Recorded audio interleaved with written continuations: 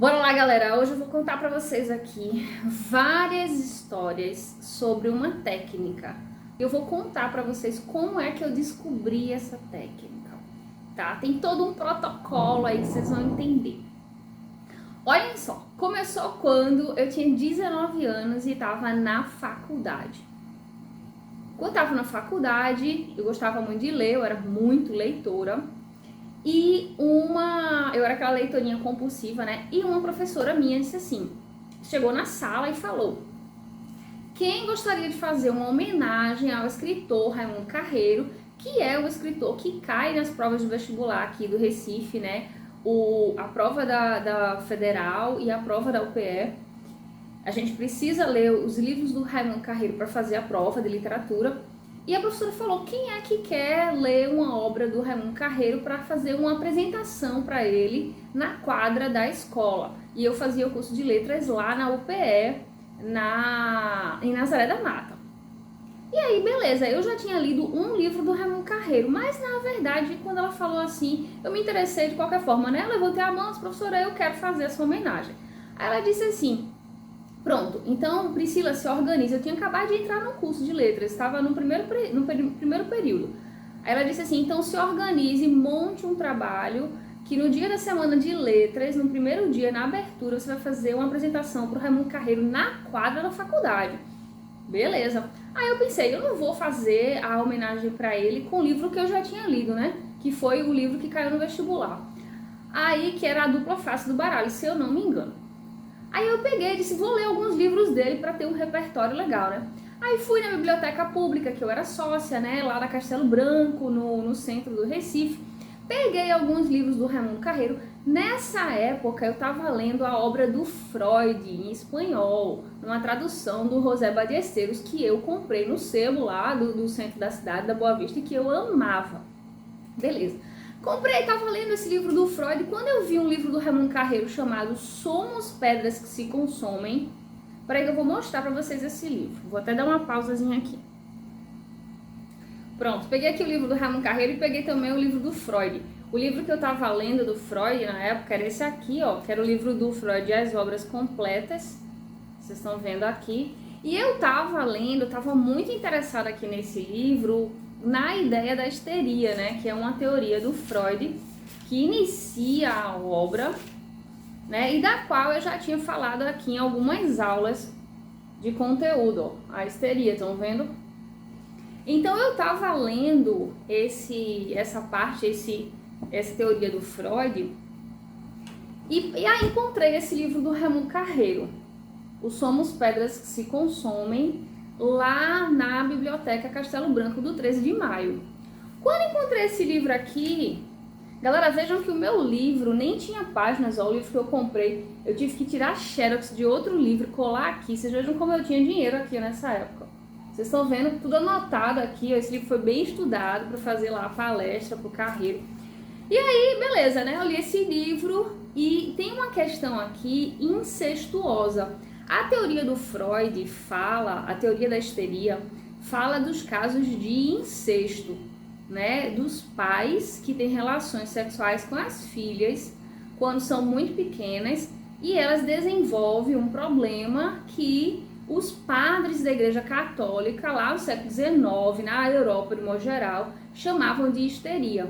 E aí o Freud, quando começou o processo de psicanálise, ele descobriu que aquela tal de histeria que os padres diziam que as meninas tinham, que as mulheres tinham, que elas tinham que se aquietar, porque elas deviam deixar de ser histéricas e obedecer os maridos.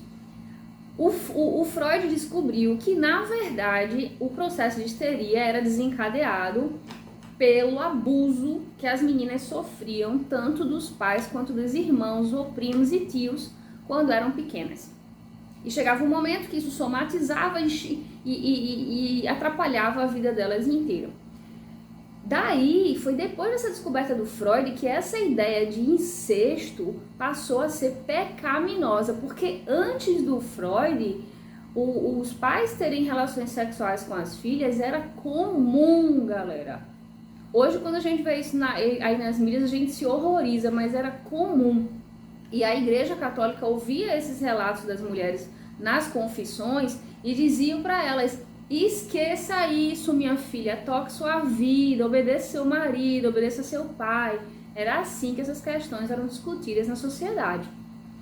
Então, como eu estava lendo essa teoria, comecei a ler esse livro do Carreiro, que trata da história de dois irmãos, né, a Isis e o Leonardo, que tem uma relação amorosa, um romance, nesse que eu mostrei pra vocês, o Somos Pedras que se Consomem. Essa foto, inclusive, aqui, é a que meio simula a Isis, né, a personagem principal do livro do Carreiro.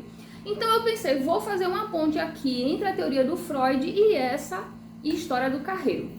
Beleza. Chegou no dia, apresentei pro Carreiro esse trabalho e tal, foi muito legal, apresentei na quadra da faculdade. E depois disso, eu não conhecia o Raimundo Carreiro, fiquei tremendo toda, porque na hora eu não sabia nem que escritor era vivo, eu pensava que todos os escritores eram mortos, porque todos os escritores que eu já tinha lido já tinham morrido, né? Então eu pensava, todo escritor é morto. Quando eu vi um escritor vivo, foi o Raimundo Carreiro, quase que eu morro. Mas o Raimundo Carreiro estava vivo, né? E aí estava lá e foi muito simpático comigo, inclusive. E depois disso, depois dessa apresentação, eu vi nos jornais que o Raimundo Carreiro tinha uma oficina de criação literária, na qual ele ensinava as pessoas a se tornarem escritores. E aí eu disse, cara, que show, isso deve ser muito massa, as pessoas devem ler muitos livros e deve ser muito interessante. E aí eu fui lá, liguei pro número que ele deixou lá no jornal, né, e falei, caramba, queria ir e tal. Aí ele falou quanto era, eu fui, né, paguei o mês e tal, mas não tinha condições de pagar, então eu fiz o primeiro mês, fiquei louca, adorei o curso, mas eu não tinha condição de pagar. E aí o Carreiro disse assim, Priscila, ele já me conhecia lá da palestra, né, da UPE, e ele disse, Priscila, você pode ficar na oficina, você não paga nada e eu é que vou lhe pagar para assistir as aulas. E foi muito legal, essa começou aí a minha parceria com o Carreiro. E o Carreiro me pagava para eu ir para as aulas e discutir com ele os livros, né? Tanto os livros dele, quanto os livros de outros escritores, porque eu era fominha de livros. E ainda sou, né? Mas eu era muito naquela época de livros da literatura clássica, né? Hoje eu leio muito mais livros teóricos, mas na época do Carreiro, com 19 anos, eu lia muito da literatura clássica. Então, o Carreiro me contratou para ser a monitor das oficinas dele. Galera, eu comecei a dar aula nas oficinas do Carreiro. Ele tinha 3 oficinas, oficina em Boa Viagem, né, no Pina. Ele tinha oficina em Casa Forte, na União Brasileira de Escritores, e tinha oficina num espaço chamado Âncora, que ficava lá na Benfica. E eu, sempre que o Carreiro não podia dar aula, dava aula no lugar do Carreiro. Galera, eu tinha 19 anos. O Carreiro viajava, ou ele ia dar entrevistas no jornal e tal, e ele ligava pra mim e dizia, Priscila, vá dar aula na oficina hoje, que eu não posso, que eu tô aqui dando entrevista não sei aonde. E eu ia lá e dava. Isso aí me rendeu uma boa experiência, galera. E eu trabalhei com o Carreiro 4 anos e meio nessa história aí, de discutir com o escritor diretamente as obras. Foram centenas de obras que a gente estudou na oficina dele. O Carreiro é genial, inclusive a minha tese de doutorado foi feita na obra do Carreiro, porque eu fiquei tão encantada com a obra dele, que eu, e com o trabalho dele, né, que ele era escritor, ele é escritor que tá vivo, né, claro, graças a Deus, ele é escritor, mas ele também é professor, né, e ele foi jornalista policial há muito tempo. Então, o Carreiro foi, assim, um manancial de conhecimento na minha vida. E foi por meio do Carreiro que eu entendi, que eu aprendi, que ele me mostrou a técnica que os escritores usam para dominar idioma.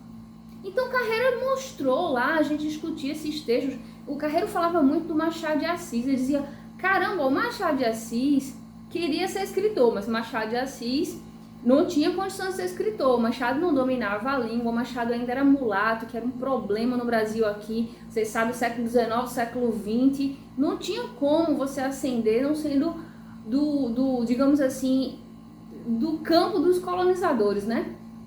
Então Machado não era, mas ele era casado com uma portuguesa.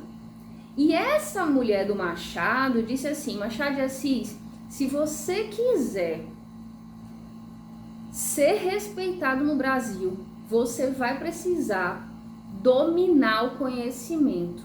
para você dominar o conhecimento Machado de Assis, você vai precisar fazer as técnicas que os escritores de Portugal, da França, da Espanha, da Inglaterra usam. Esses escritores usam uma técnica poderosíssima, que é a cópia dos livros. Então a esposa Machado, que? Cópia de livro? Não tô entendendo nada, né? E a esposa dele disse exatamente, você vai pegar os livros do Shakespeare, por exemplo, traduzidos para o Brasil, né? Traduzidos para o português, vai comprar um caderninho grande, né? Um caderno de matéria, e você vai copiar o livro inteiro, exatamente como está lá. E o Machado obedeceu. O Machado começou a copiar os livros do Shakespeare como treino, como exercício de domínio de língua. Então chegou um momento que o Machado, todo mundo sabe, o Machado de Assis, não tem nenhum escritor que domine a próclise, a ênclise e a mesóclise melhor do que o Machado. Ele domina muito língua, galera. E ele dominou muito língua, né? Dominou, né? O Machado não tá mais entre nós.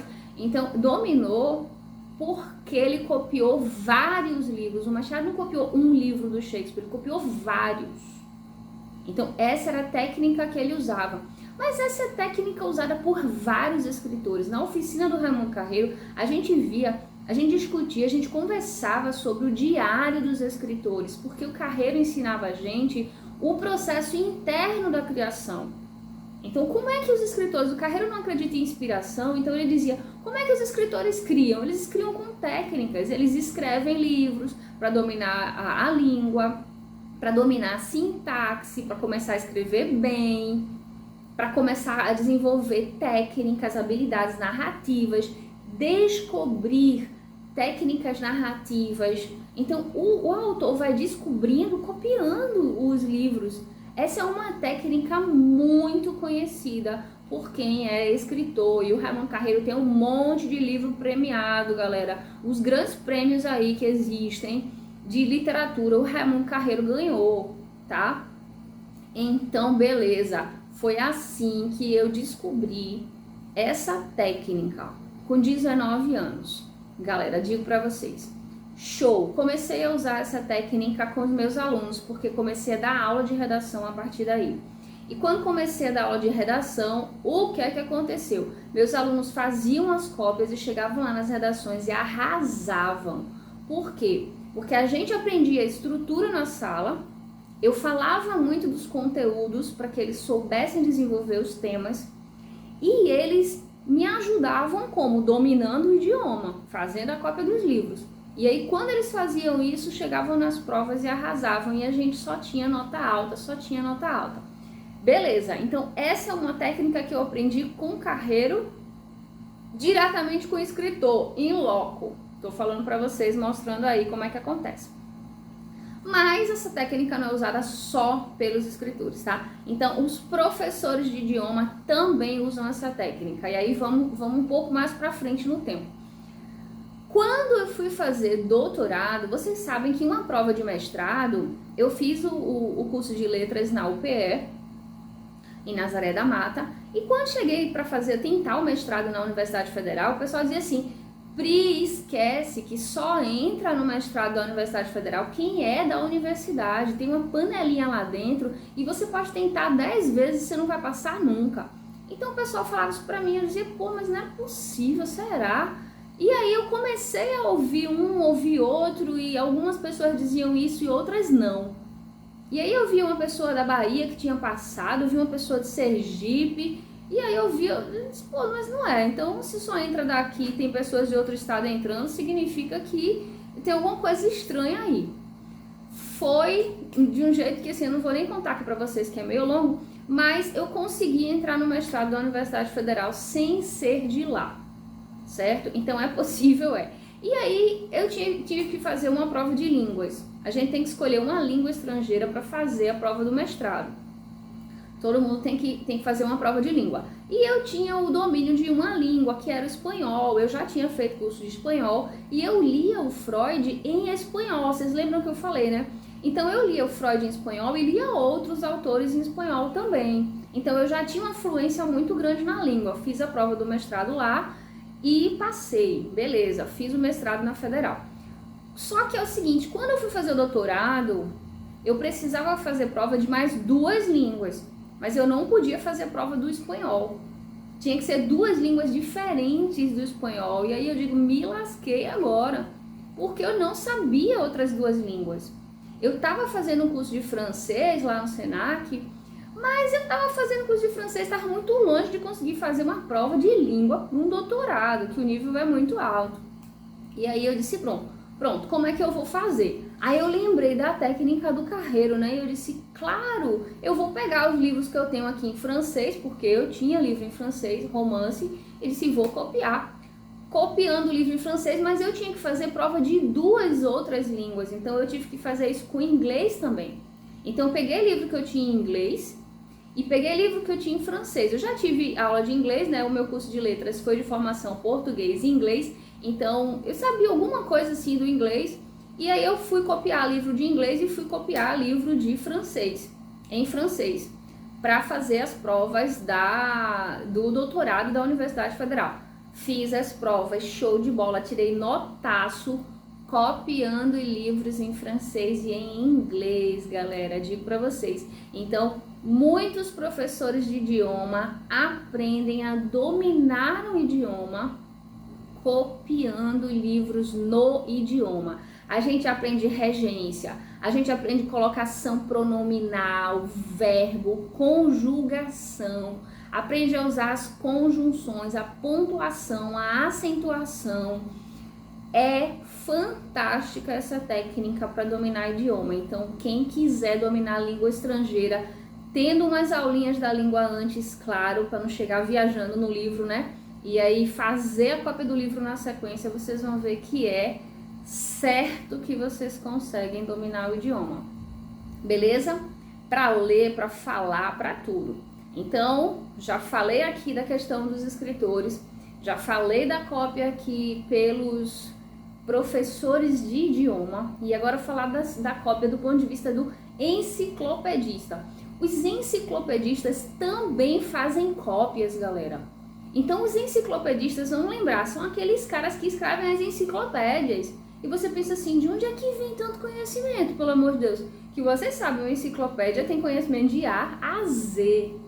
Os enciclopedistas, eles fazem o quê? Eles copiam livros de vários temas diferentes, porque vocês sabem que uma enciclopédia precisa trazer um conteúdo como se fosse o sumo de uma laranja. É o sumo do sumo, ele tem que fazer de uma forma muito sintética, muito resumida, né? Tem que trazer aquele conteúdo de uma forma muito sintética, muito resumida, mas ao mesmo tempo ele tem que trazer todos os grandes referentes sobre aquele tema. Então é assim que um enciclopedista trabalha. Então ele faz a cópia dos livros, apreende os referentes principais sobre cada um dos assuntos, aprende a estruturar aquele conteúdo de várias maneiras para ver qual a forma mais simples de dizer aquilo. Os enciclopedistas são perfeitos na simplicidade. Eles conseguem trazer muito conteúdo de uma forma muito sucinta, tá? E outra coisa, eles conseguem explicar de muitas formas diferentes, porque a cópia dá pra gente essa capacidade de domínio do conteúdo. Então, os enciclopedistas também usam essa técnica, mas eles usam para entender melhor o assunto, poder explicar de qualquer forma e saber simplificar. Vocês sabem que simplificar é uma arte, né? Dominada por poucos. E os enciclopedistas aprendem isso, muitos deles fazendo a cópia. Beleza? Vamos embora para ver aqui o concurseiro de plantão. Galera, aí eu comecei a dar aula para concurso, como falei para vocês, lá com 19 anos. Comecei dando aula para o concurso vestibular.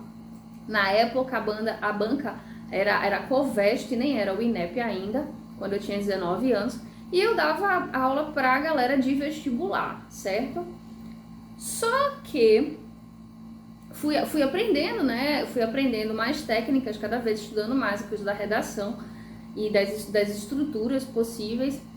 E o que é que eu percebi aí? Que alguns concurseiros, ao longo do tempo, né, ao longo dos cursos que eu fui dando aula, que eu fui conhecendo, conheci muitos concurseiros que foram aprovados em 1, 2, 3, 4, 5, 6 concursos, porque tem um concurseiro que é, digamos assim, viciado no concurso, né? Então ele faz um, passa, ele aprendeu a manha, aí ele faz um outro, então fez um para técnico, passou, tá um tempo lá, já sabe como é, faz um para analista, aí já vai subindo, e aí o teto é o limite. Esses caras são show de bola e eles vão subindo, né? Esses caras e essas meninas, né? Que tem menina e tem cara. E aí vão subindo. Aprendi muito com esses concurseiros, né? Que foram meus alunos e se tornaram amigos. E muitos deles me diziam o seguinte: eu falava muito nessa questão da cópia e eles falavam: Pri, eu faço cópia, só que eu faço cópia da legislação. Então, quais são as leis que vão cair na prova? Eu faço cópia das leis, eu faço cópia dos textos de português que tem nas provas, dos certames anteriores.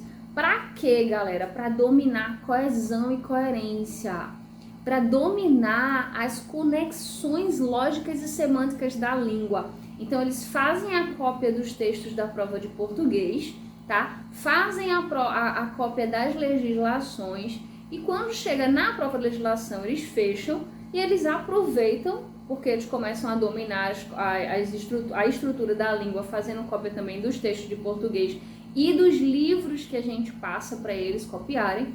Eles também conseguem fechar a redação, tá? Então conseguem pontuar alto em redação. Esse é um segredinho de vários concurseiros aprovados, principalmente nos primeiros lugares dos concursos.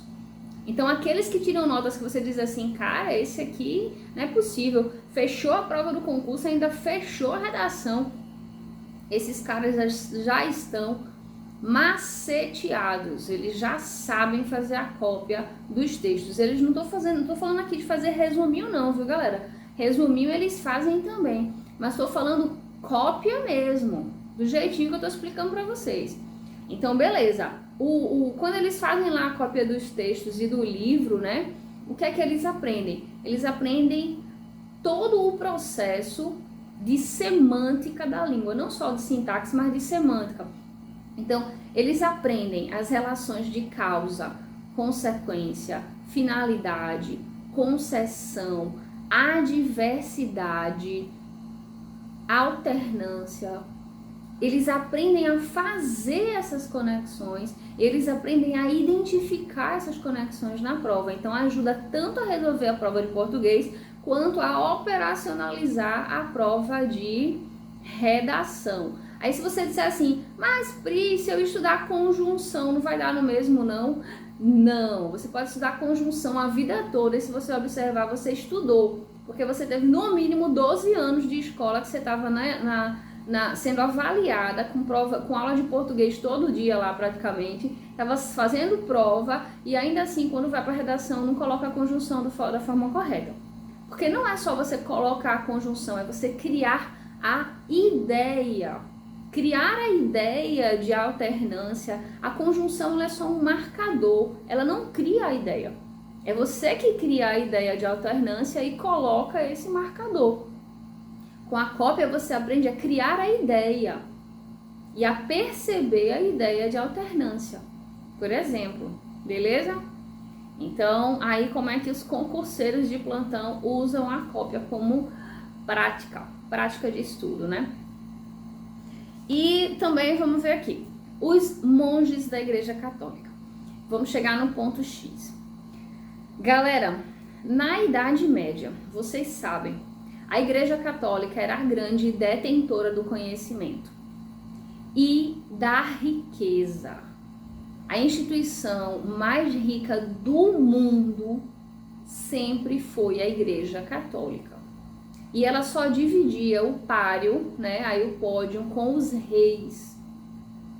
Então era o clero, né, a turma lá da Igreja Católica e os reis. Só que é o seguinte, os monges, os que eram chamados monges copistas, eles copiavam os livros de várias línguas, não só da língua deles, mas de várias línguas, eles copiavam e guardavam nas igrejas acorrentados. Os livros eram com cadeados e correntes. A igreja sempre soube o poder de um livro, sempre. Enquanto nós negligenciamos completamente o poder de um livro, a igreja sempre soube. A produção da riqueza sempre veio do conhecimento dos livros que os monges da Igreja Católica copiaram. Então era assim que os reis, por exemplo, ganhavam as guerras. Por quê? Porque os monges copistas, vocês sabem desse casamento entre igreja e rei, né? Então os grandes reis, eles ouviam os papas, né? Sempre tomavam conselhos. E a igreja também tinha aquela mesma ideia dos reis, de que eram os escolhidos por Deus para reinar e submeter os outros, né? Essa ideia era compartilhada entre igreja e reis, né? Então as elites, né? O poder econômico que a gente chama hoje. Essa conjunção de forças sempre aconteceu da seguinte maneira: os reis eram como se fosse assim o poder executivo hoje. Era a galera que chegava lá e mandava fazer. Eram os caras que digamos assim, tinham o movimento e a ação. Mas eram mandados por lá, pela igreja. Eram aconselhados pela igreja. Vocês lembram que o processo de colonização se deu com aquele negocinho chamado cruzadas, né? O que eram as cruzadas? A igreja decidiu, né, fazer com que as pessoas conhecessem Deus. Esse foi o discurso, e aí vamos dominar os povos. E foi assim que os reis financiaram os monges, né, a igreja de um modo geral, né, os padres também financiaram os padres para ir catequizar, né, e ideologizar o povo. Tá? Então parte daí, havia um casamento. Os reis só agiam quando eram aconselhados pela igreja. Era assim que funcionava, porque o conhecimento estava ali, na mão do clero.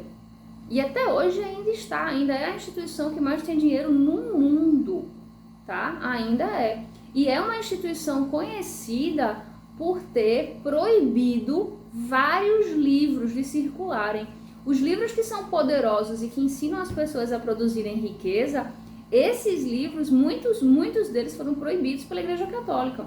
Se vocês colocarem no Google um negócio chamado Index, vocês vão ver.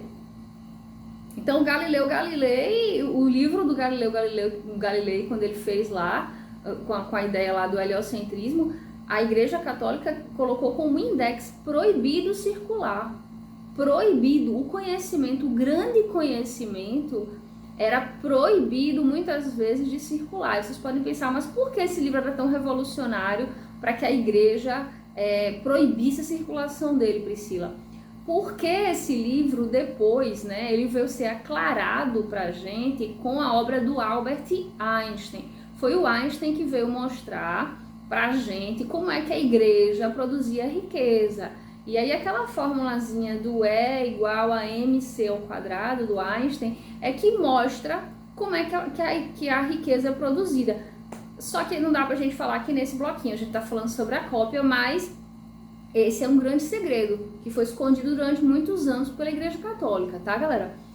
Então a cópia do livro, os livros e copiar eles é um grande poder que foi por muitos anos escondido. Tá? Escondido. Eram os monges que copiavam, eram os monges que adquiririam esse conhecimento.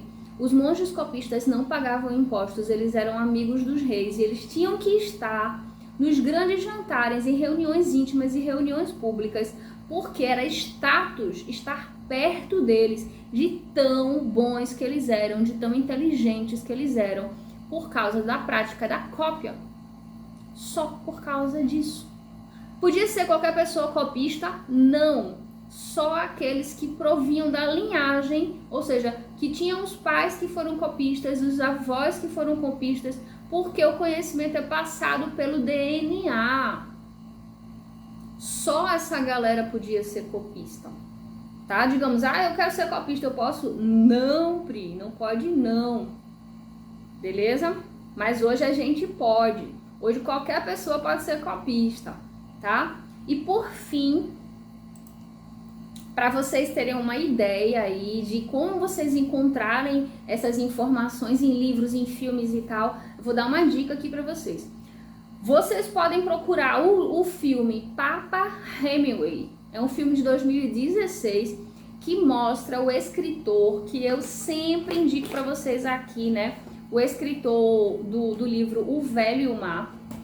Mostra lá o Hemingway, que é um dos caras, esse cara aqui, ó, o Ernest Hemingway, ganhador do prêmio Nobel aqui, ó, com esse livro de 1960. Então, o Hemingway aparece nesse filme, Papa Hemingway, Papa era o apelido dele. Então, o Hemingway aparece nesse filme fazendo o quê? Na verdade, os livros dele aparecem nas mesas dos editores de jornais, galera.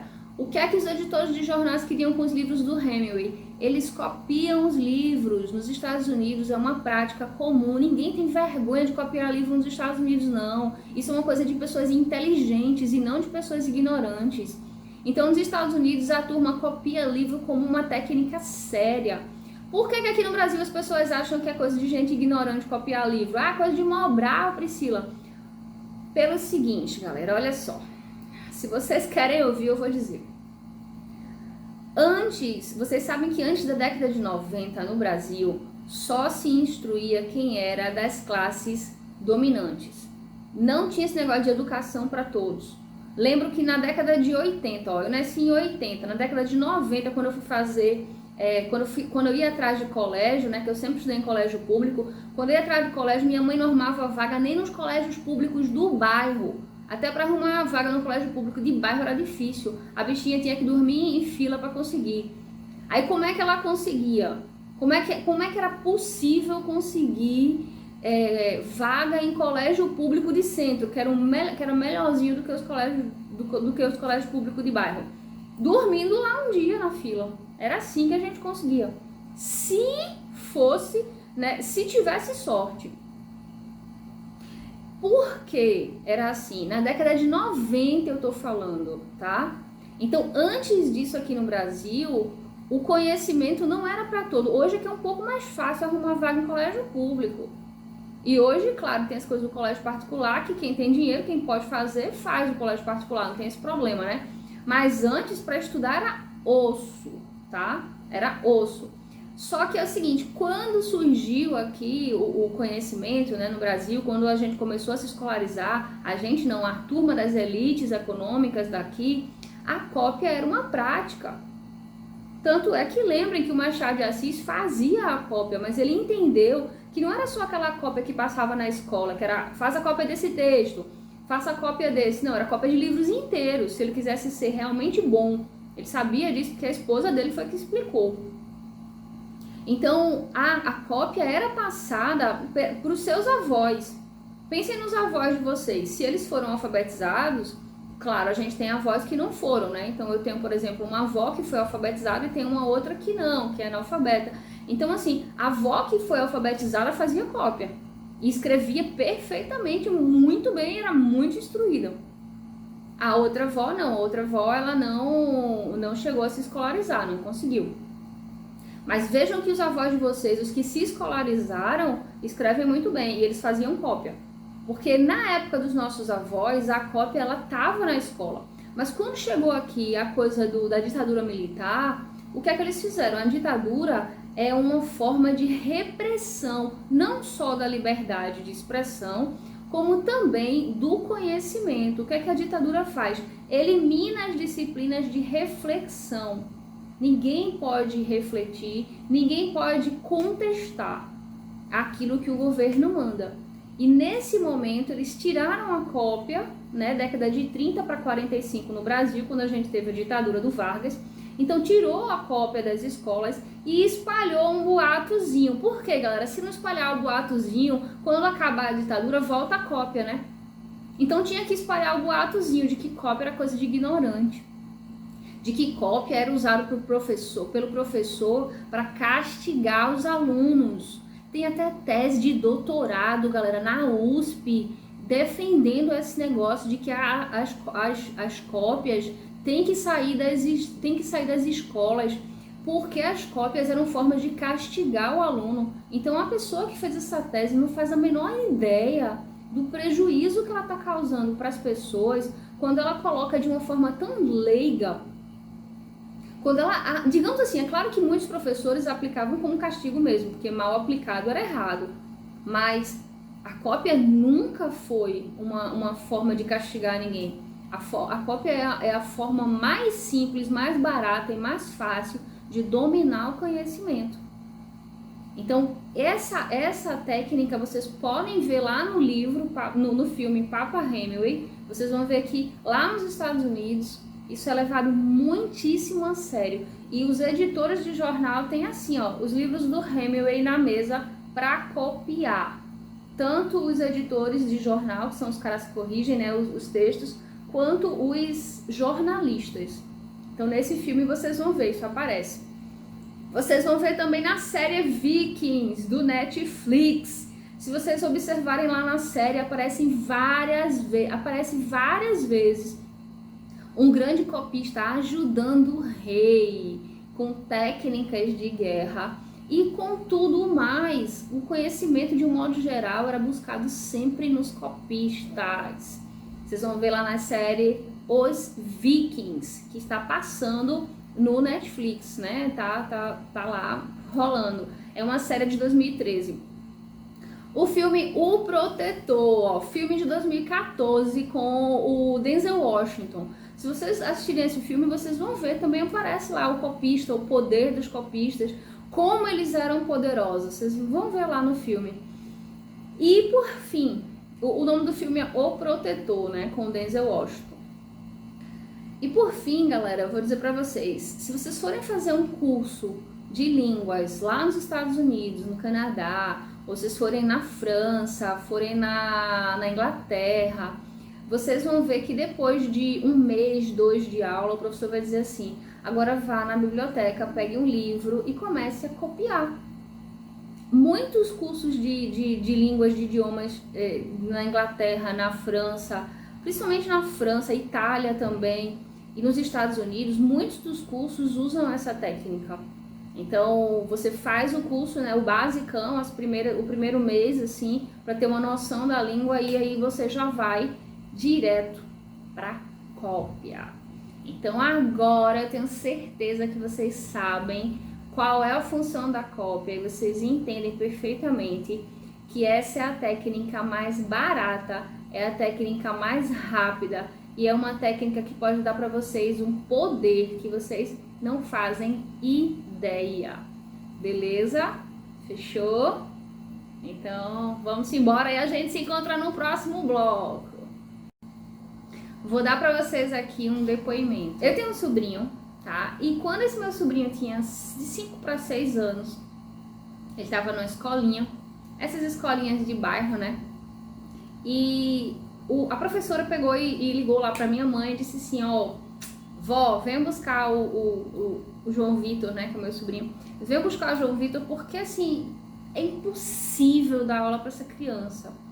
Ele é hiperativo, ele não faz os exercícios, ele não presta atenção na aula, ele não me deixa dar aula, então, assim, ele é uma agonia aqui. A senhora tem que vir buscar esse menino, porque, pelo amor de Deus, eu não consigo dar aula com ele.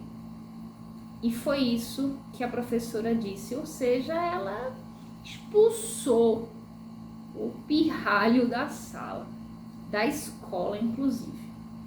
Porque vocês sabem, né, nos primeiros anos de escolarização, a criança, a professora é polivalente, né, ela ensina todas as disciplinas, então essa era a professora dele. E aí foi quando a minha mãe chegou pra mim e disse, Priscila, aconteceu isso aqui, ó, com o João Vitor, e a gente vai ter que tirar ele da escola. Aí então eu fiz o seguinte, eu disse, beleza, tira ele, né? Tira ele. E ele estudava em 2 escolas, estudava numa pública, que ficava na rua da gente, e eu estudava nessa, que era aquela escola particular do bairro, né? Aquela bem baratinha e tal. Beleza, então tirou ele dessa e ele continuou na pública, tá? E aí o que é que eu fiz? Bota o João Vitor na mesa que a gente vai bater um papo agora. Peguei uns livrinhos né, de criança, aqueles livros assim, Os Incríveis, o Flash. Então esses livros de criança, pequenininhos, que no final das contas a história toda do livro dá uma página de caderno. Peguei esses livrinhos e disse assim, pronto, agora João Vitor, você vai fazer o seguinte, todos os dias você vai copiar um livro desse. E aí botei um caderninho para ele lá, o lápis, a borrachinha, e todo dia você vai copiar um livro desse. E é claro que o pirralho esperneou, enlouqueceu, né? Gritava, berrava, fazia tudo comigo e não queria de jeito nenhum fazer a cópia do livro, né? Então resistiu de todas as formas, dormia na mesa, fingia que estava dormindo, porque ele era elétrico à tarde depois do almoço e ele só fazia correr pelo quintal. Então a gente morava numa casa grande e eu sabia que ele não tinha sono depois do almoço. Por isso que foi justamente depois do almoço que eu coloquei esse exercício para ele. Antes de fazer o exercício do colégio, que ele nunca fazia, ele tinha que fazer a cópia de um livrinho. E aí, como falei para vocês, ele resistiu uma semana e tal, 2. Chegou um momento que ele entendeu, porque o que é que acontecia? Quando você não vai fazer quarto, você tá de castigo. Você não vai brincar. Não tem brincadeira, não tem televisão, tem nada. Não vai fazer, tudo bem, tá me enrolando, vai pro quarto, vai ficar lá, pensando na vida. Isso foi um dia, 2, 3, 4, 5, até que ele decidiu, ele entendeu que não ia ter pra ele, que ele ia ter que fazer o que eu tinha falado. E aí ele começou a copiar o livro. Tá, começou a copiar, copiou 1, copiou 2, copiou 3. E aí chegou um momento que ele começou a gostar. Começou a prestar atenção na história, começou a fazer com a letrinha melhor, começou a caprichar mais, começou a perguntar sobre os livros, começou a questionar algumas coisas, a querer contar a história pra tia Priscila, e aí foi, né?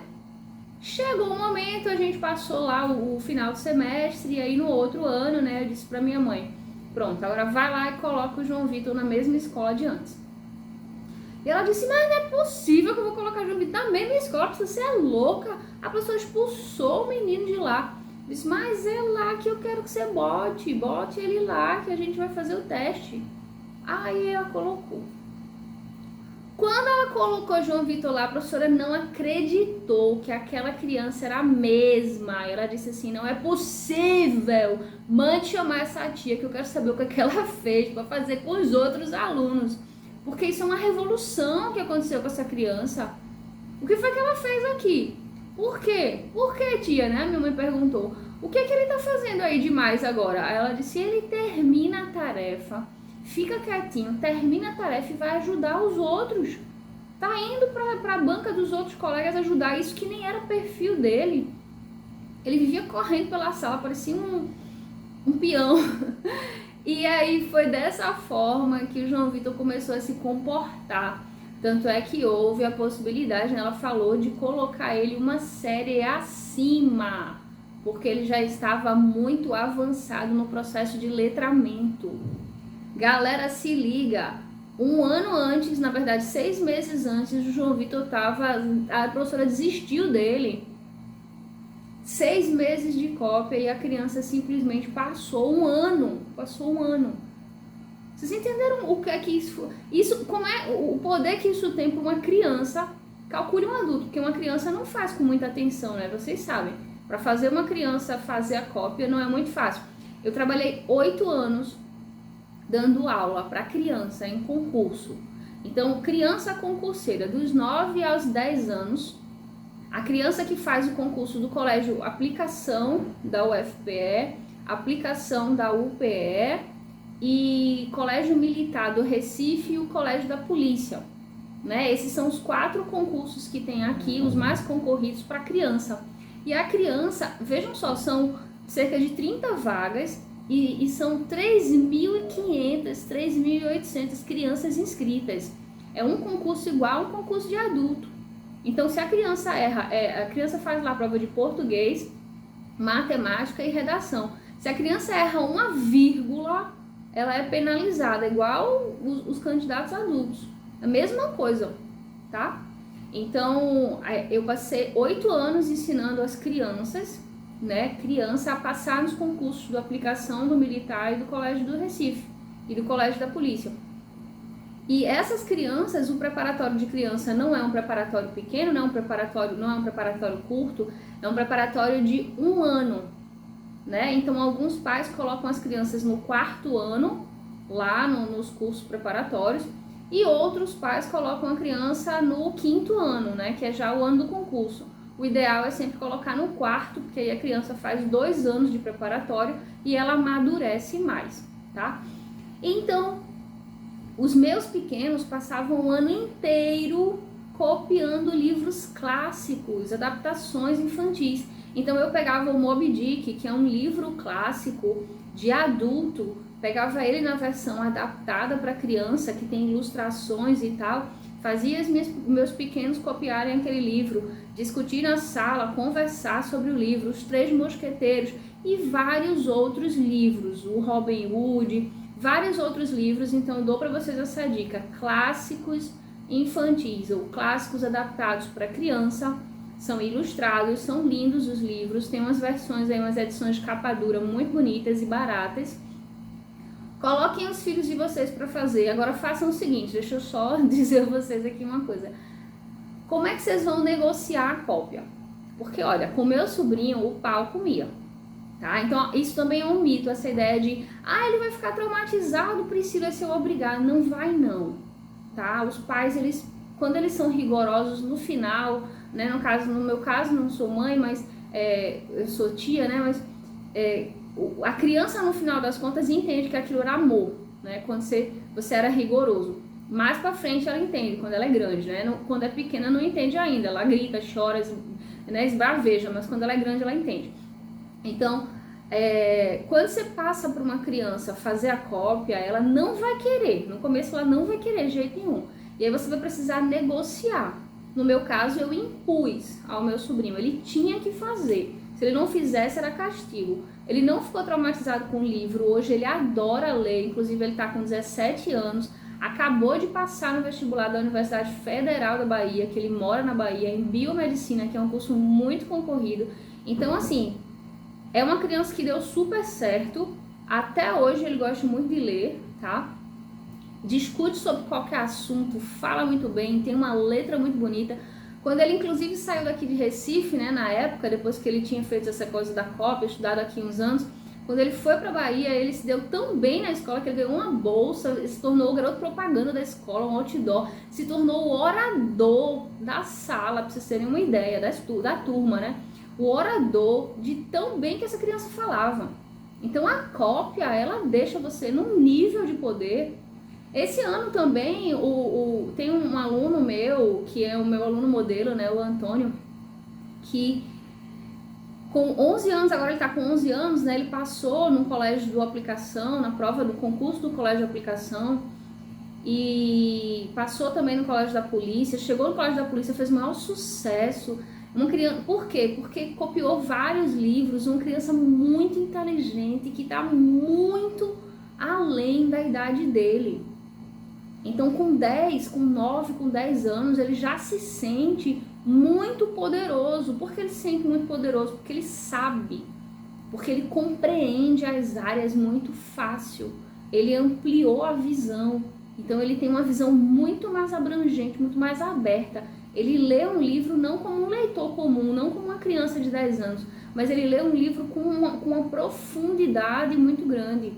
Então a gente consegue conversar com ele sobre vários assuntos, ele consegue entender. Por quê? Porque ele copiou vários livros. Ele tem consciência disso, tanto é que ele já passou no concurso, já está lá na aplicação da Escola do Recife, mas ele continua fazendo cópia. Por quê? Porque isso é uma técnica, galera, isso é uma técnica muito poderosa. E quando a gente tem acesso a poder, saibam, conhecimento é poder. A riqueza é produzida com conhecimento. Sem conhecimento não tem produção de riqueza. Então, quando a gente tem conhecimento, a gente consegue entender como é que funcionam as coisas, tá? E a cópia, digo para vocês, podem usar com os filhos, mas não negociem com comida. Então, ó, vou dizer para vocês o seguinte: não negociem com doce, nem com bolo, nem com nenhum tipo de comida, nem negociem com videogame. digamos, né, faça essa cópia aqui, mais tarde você vai jogar videogame. Não, não façam isso, porque o videogame, a TV é o instrumento, né, de cultura que mais prejudica as pessoas no mundo, os adultos, a TV. E o videogame é o que mais prejudica as crianças. Então não negociem com o videogame. E comida também não, porque depois, para tirar o vício, a criança se torna emocionalmente dependente da comida, certo? E aí, para tirar o vício é terrível, a criança acaba engordando. Então não façam nem com comida, nem com videogame. A melhor forma de negociar é com brincadeira.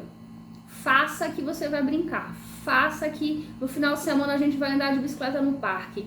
Outra coisa boa também é faça junto comigo.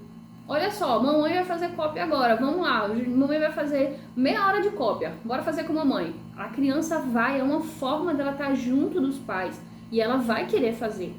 Ela vai achar divertido fazer a mesma coisa que os pais fazem, porque criança imita os pais. Os pais só ensinam a criança pelo exemplo. Então pensem comigo, eu fumo, mas eu digo para meus filhos, se você fumar, eu lhe mato. A criança vai fumar. Por quê? Porque a criança imita os pais, ela acha bonito aquilo que os pais fazem. Elas não recriminam aquilo que os pais fazem.